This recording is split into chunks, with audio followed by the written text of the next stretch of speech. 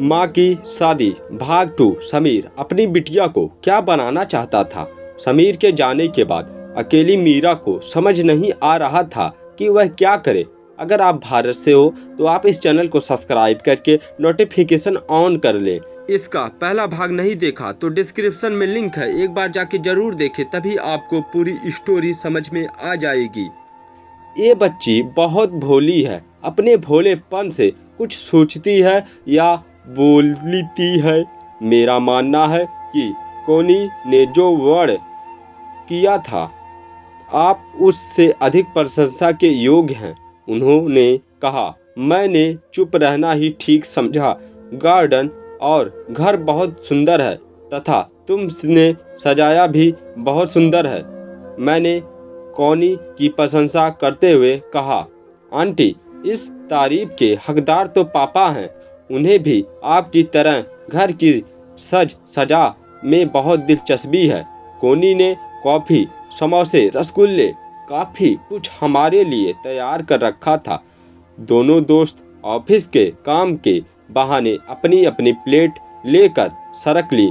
जब काफ़ी देर तक नहीं लौटी तो मुझे बेहद आश्चर्य हो रहा था कि ये दोनों लड़कियां हम दोनों को क्यों ज़्यादा से ज़्यादा एक साथ छोड़ने का प्रयास कर रही हैं। सारा माहौल ही ये मुझ कुछ अटपटा सा लग रहा था। मैंने समीरा को फ़ोन करके बुलाया। वह हंसते हुए बोली, मम्मा फ़ोन करके क्यों बुला लिया, यहीं पर तो थी, आ जाती थोड़ी देर में।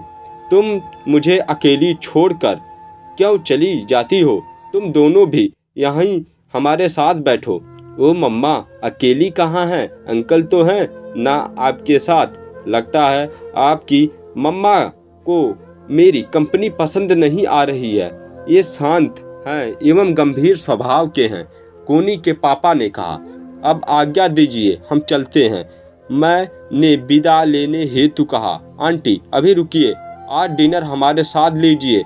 कोनी ने तड़पड़ता से कहा, आज माफ़ी चाहती हूँ बेटा, डिनर फिर कभी। मैंने उठते हुए कहा। रात को सोते समय समीरा ने मेरी राय लेते हुए कहा, मम्मा अंकल अच्छे हैं ना? मैंने पूछा, कौन अंकल बेटा? ओ मम्मा, आज आप कोनी के पापा से मिली हैं ना? मुझ उन्हीं के बारे में पूछ रही हूँ। ओह मुझे ख्याल ही नहीं रहा। आने के बाद मैंने उनके बारे में कुछ सोचा भी नहीं। अच्छे ही हैं। हाँ मम्मा, अंकल बहुत अच्छे हैं। मैं जब भी उनके घर जाती हूँ मेरा बहुत ख्याल रखते हैं। अच्छी बात है बेटा। खैर छोड़ ये सब बातें। आह बता कि सार्थक का प्रोजेक्ट बढ़िया चल रहा है ना? हाँ मम्मा, हो सकता है प्रोजेक्ट समय से पहले ही पूरा हो जाए, तब वह पहले ही इंडिया लौट आएगा। यह तो बहुत अच्छी खबर है। अब तो सार्थक का फ़ोन आने ही वाला होगा। मैं सोती हूँ, गुड नाइट बेटा। इतने में सीमू का फ़ोन बज उठा। सार्थक का फ़ोन आ चुका था। 2 दिनों बाद मैं कॉलेज से लौट कर कॉफ़ी स्नैक्स कर टीवी के सामने बैठी ही थी कि सीमू का फ़ोन आया। मम्मा मैं 6 बजे तक घर पहुंच जाऊंगी। मेरी फ्रेंड रितु भी आ रही है मेरे साथ। अच्छी बात है बेटा। मम्मा आप मेरी पसंद की गहरे नीले रंग की साड़ी पहनकर तैयार रहना। अरे बेटा, वह मेरे घर आ रही है, मुझे उसके घर थोड़े जाना है जो मैं सज धज कर तैयार हो जाऊं।